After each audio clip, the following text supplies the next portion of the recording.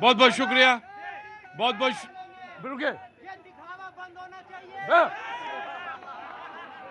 बहुत बहुत शुक्रिया, थैंक यू सो मच। मैंने जुबेर को बुलाया,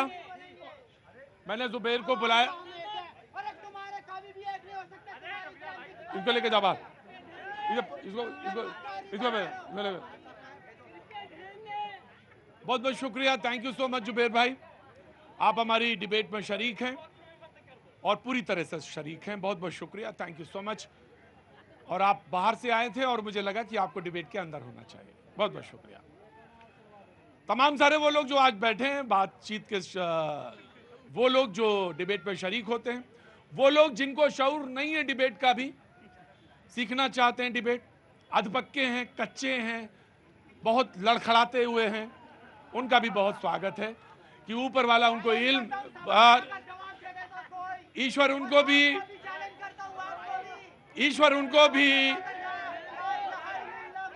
भी शक्ति दे।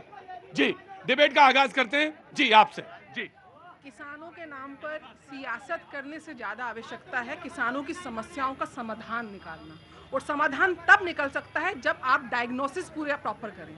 अगर आज केंद्र की सरकार नैनो बीज से लेकर बाजार तक का एक इंफ्रास्ट्रक्चर जो डेवलप किया है, आज सोलराइजेशन के माध्यम से कैसे इलेक्ट्रिसिटी कॉस्ट कम हो, किस प्रकार से कृषि विज्ञान केंद्र खोले गए हैं, किस प्रकार से टेक्नोलॉजी और प्रोग्रेसिव टेक्नोलॉजी के साथ प्रोडक्शन से लेकर मार्केटिंग तक और उसकी स्टोरेज तक के लिए काम किया गया है। ये केवल फ्री का शब्द देखा, चुनावी कौन सा झूठा है? मुझे आप बताइए, आपने कितने किसानों का कर्जा माफ किया है? राजस्थान में कितने किसानों का कर्जा माफ किया है? हिमाचल में कितने किसानों का कर्जा माफ किया है? किसानों का केवल शोषण करने के सिवा विपक्ष ने कुछ नहीं किया है। और आज मैं नीति राइट आपका था बोलने का, ऑफ कोर्स कांग्रेस का, लेकिन मैं समाजवादी पार्टी को दे रहा हूँ।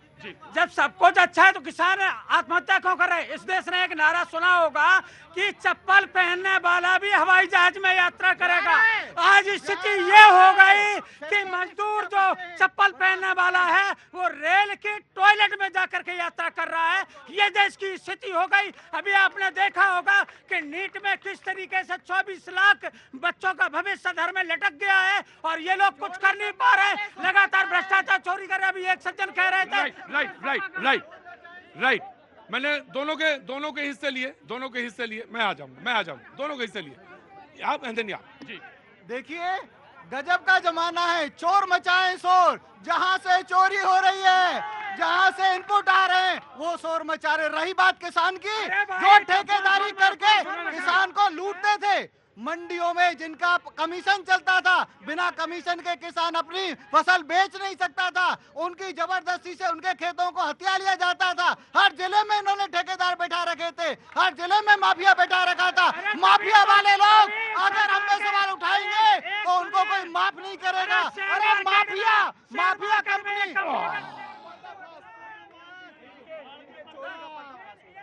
जी, मैं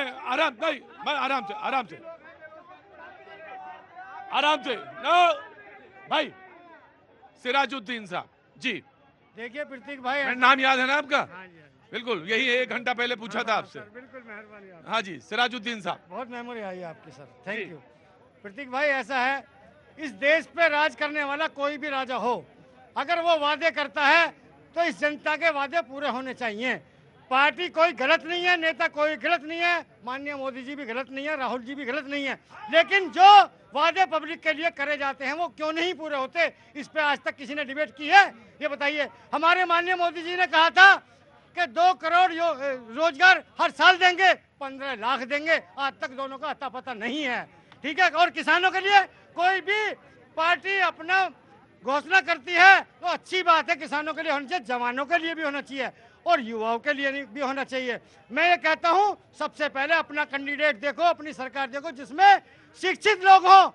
कबीरा तेरे देश में उल्टी देखी रीत, अनपढ़ नेता राज करे और पढ़े लिखे मांगे भीख।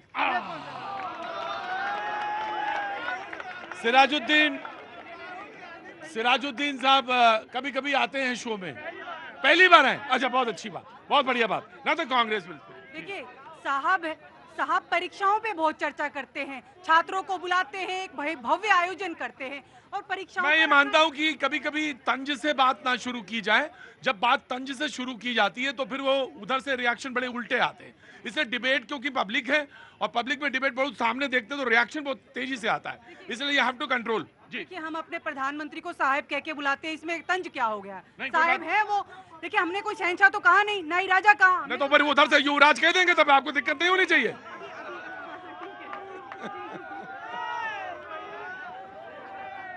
मुझे एक्चुअली में मुझे एक मिनट, अरे नो, जब रोटी ही बनानी ये वाली आती है, उसके अलावा कोई रोटी बनाना ही नहीं जानता मैं, तो मुझे मालूम है इसके बाद क्या होगा, उधर से यही आएगा।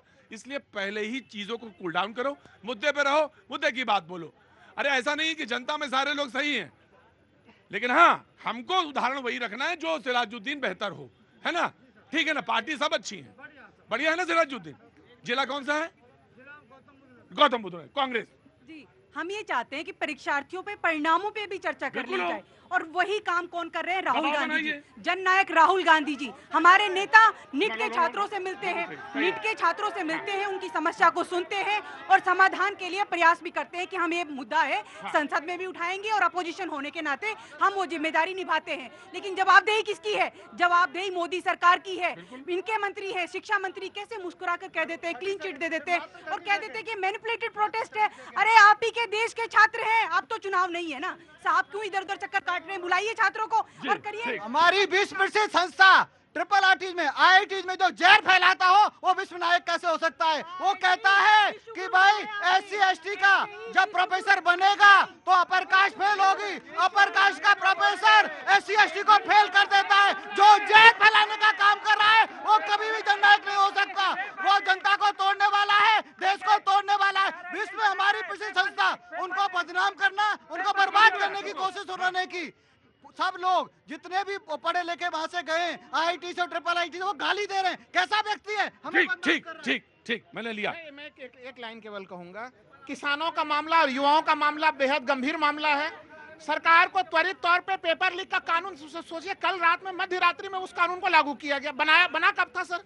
तो इतना विलंब किस चीज के लिए किया जा रहा था कि तमाम परीक्षाएं पहले पेपर लीक हो जाए, उसके बाद फिर हम उस कानून का अधिसूचना जारी करेंगे?